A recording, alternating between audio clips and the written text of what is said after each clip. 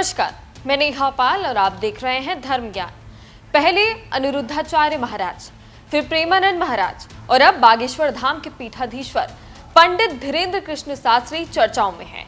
अब तक अनिरुद्धाचार्य महाराज और प्रेमानंद महाराज के बयान के माध्यम से महिलाओं पर की गई टिप्पणी की वजह से मचा हड़कंप शांत नहीं हुआ था कि अब बागेश्वर धाम के पीठाधीश्वर पंडित धीरेन्द्र कृष्ण शास्त्री भी खबरों की हेडलाइंस में नजर आ रहे हैं।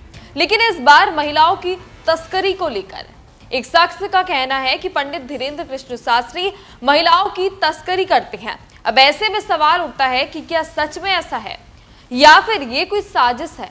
चलिए आपको भी बताते हैं पूरी खबर के बारे में, तो जानने के लिए बने रहे हमारे साथ और देखिए इस पर हमारी खास रिपोर्ट।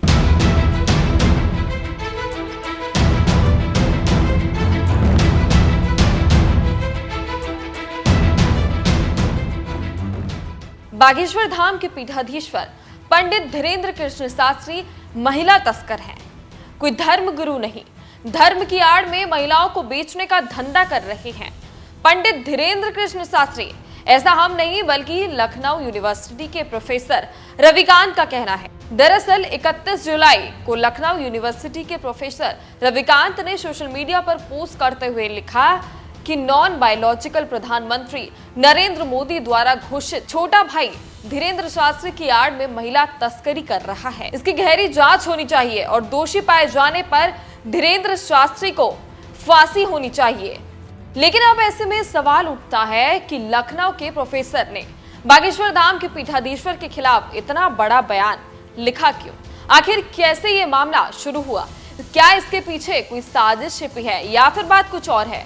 सुनिए। 28 जुलाई की रात को छतरपुर के लवकुश नगर थाना क्षेत्र में पुलिस की टीम को एक एम्बुलेंस में 13 महिलाओं को ले जाने की सूचना मिली, जिसके बाद पुलिस ने मौके पर पहुंचकर महिलाओं से पूछताछ की। पूछताछ में पता चला कि महिलाएं पिछले 6 महीने से बागेश्वर धाम में रह रही थी। सेवादारों का कहना है कि इन पर धाम में चोरी का आरोप लगा, जिस कारण इन्हें यहाँ से निकाल दिया गया है। अब इसका वीडियो तेजी से वायरल हो रहा है, जिसमें महिला रोती हुई ये कहती नजर आ रही है कि उनके बाल खींचे गए, उनके साथ बदसलूकी की गई, उन्हें जान से मारने तक की धमकी दी गई।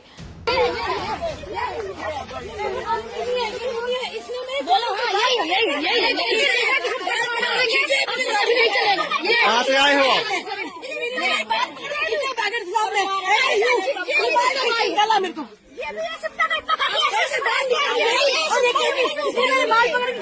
कहाँ से आए हो आप लोग? कहाँ की हो? नहीं हो कहाँ के?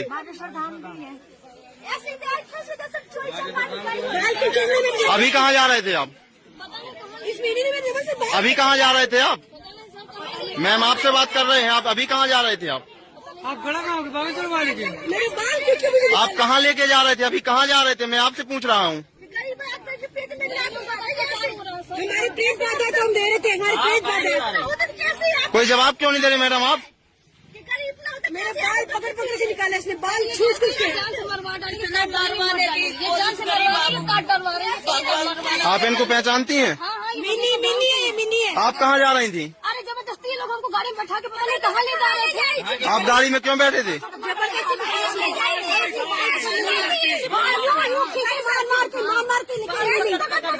लोगों ने पकड़ के डाला है। मिनी ने बाल खींचे से निकाला धाम पे।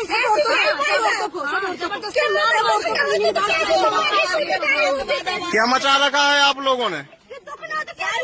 वहाँ पे क्या मचा रखा है आप लोगों ने बागेश्वर धाम में? मिनी सब औरतों को मारती औरतों को मारती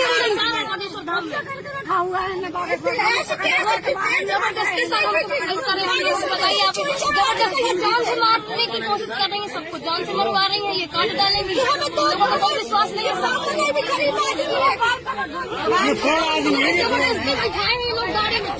जिसके बाद पुलिस इन महिलाओं को थाने ले जाती है और कुछ देर में ही छोड़ दिया जाता है, क्योंकि मंदिर के सेवादारों का कहना था कि ये महिलाएं धाम में चोरी करती हुई पाई गई थी। बहुत दिनों से धाम में रहकर धाम की प्रतिष्ठा को ठेस पहुंचाती हुई नजर आ रही थी। मिली जानकारी के अनुसार पुलिस का कहना है कि मंदिर से मिली जानकारी सच है। अब ऐसे में जब ये मुद्दा गरमाया तब धीरेन्द्र कृष्ण शास्त्री का बयान भी सामने आया है। बहुत से लोग हमारे पीछे लगे हैं, ये कोई नई बात नहीं है।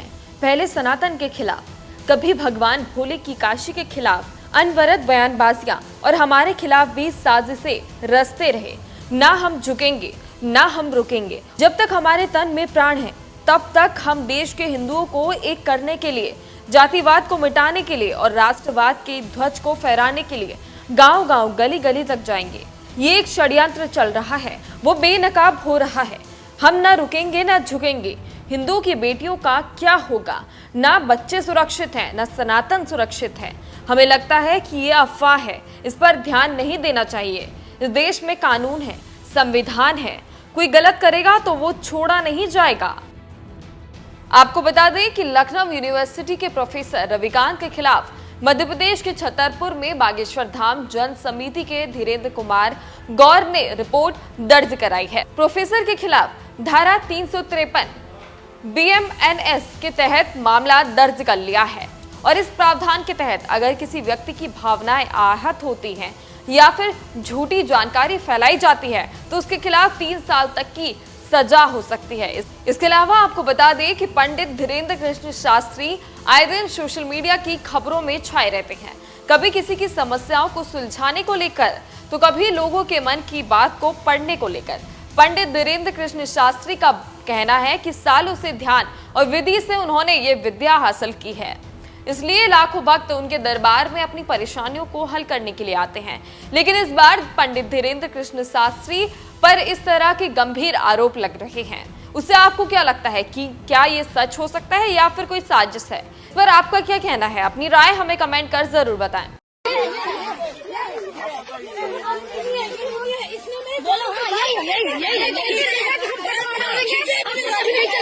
कहाँ से आए हो आप?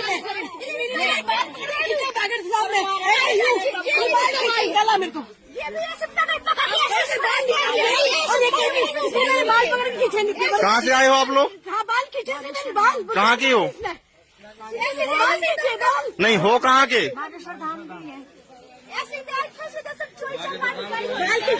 अभी कहाँ जा रहे थे आप? अभी कहाँ जा रहे थे आप? मैम आपसे बात कर रहे हैं। आप अभी कहाँ जा रहे थे आप? आप खड़ा कहाँ हो? बागेश्वर वाले के आप कहाँ लेके जा रहे थे? अभी कहाँ जा रहे थे? मैं आपसे पूछ रहा हूँ। हमारी प्रेस बाधा तो हम दे रहे थे, हमारी प्रेस बाधा। कोई जवाब क्यों नहीं दे रहे मैडम आप?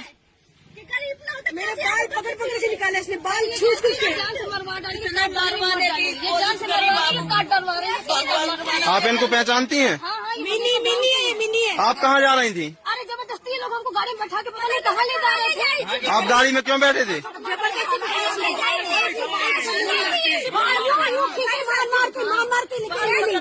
चार लोगों ने पकड़ के डाला है गाड़ी में। मिनी ने बाल खींचे से निकाला धाम पे से